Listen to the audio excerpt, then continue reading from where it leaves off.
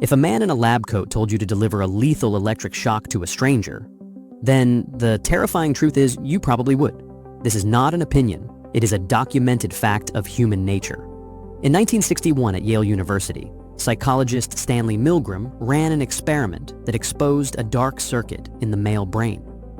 He discovered that 65% of ordinary men with jobs and families, were willing to administer what they believed were fatal 450-volt shocks to a screaming victim. They did this for one reason, because a man with a clipboard told them the experiment required it. This instinct, this ghost in our machine, is the root of your fear. It is the reason a simple request from your boss can feel like a command you are powerless to refuse. But you are not powerless. You just haven't been shown the off switch. This reaction is not a failure of your character. It is a design feature of the human survival system. Milgram gave it a name, the agentic state. It is a neurological circuit breaker. When faced with a legitimate authority figure, your brain can flip a switch. It outsources your sense of personal responsibility upwards.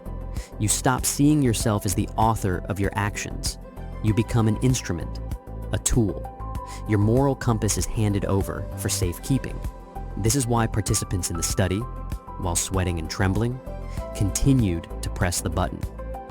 They believed the man in the lab coat was responsible for the outcome, not them. That knot in your stomach when your boss asks you to work another weekend or pursue a project you know is a dead end, that is the agentic state activating. Your brain is mistaking a manager's title for a scientist's lab coat. It is preparing you to obey, even when it hurts. But the same experiment that revealed the trap also gave us the key to escape it. Milgram didn't just test for obedience. He tested for the conditions that create defiance. He found the loopholes in our own programming. The secret is not to strengthen your willpower. It is to manipulate the environment inside your own head. We are going to perform a mental reconstruction, a strategic demolition of the authority your boss holds over you.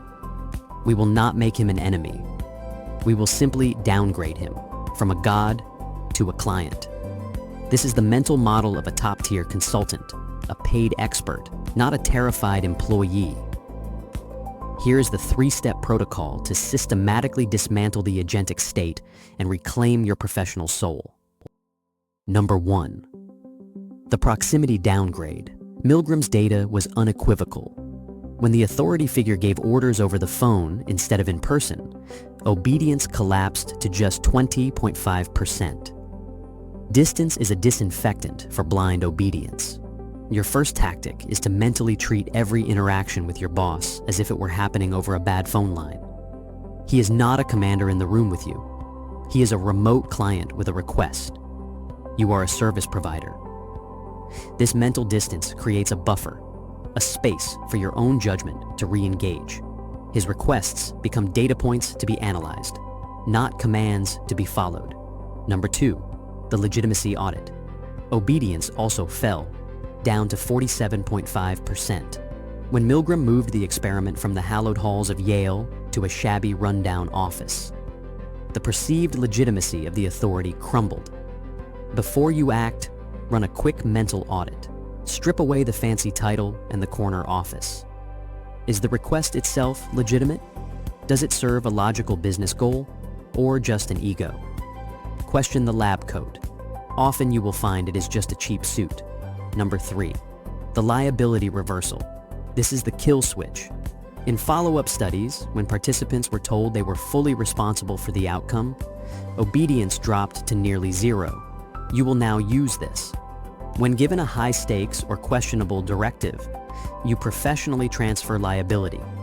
You document the request in an email and conclude with, "I will proceed as directed." Please reply to confirm you assume full responsibility for the outcome.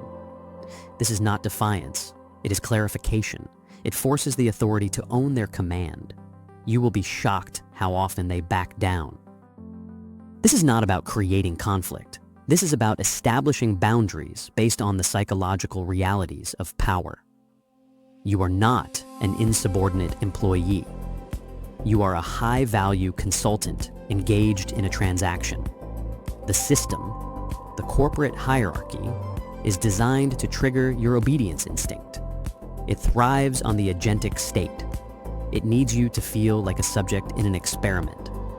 Your only job is to remember that you are not. You are the scientist of your own career, of your own life.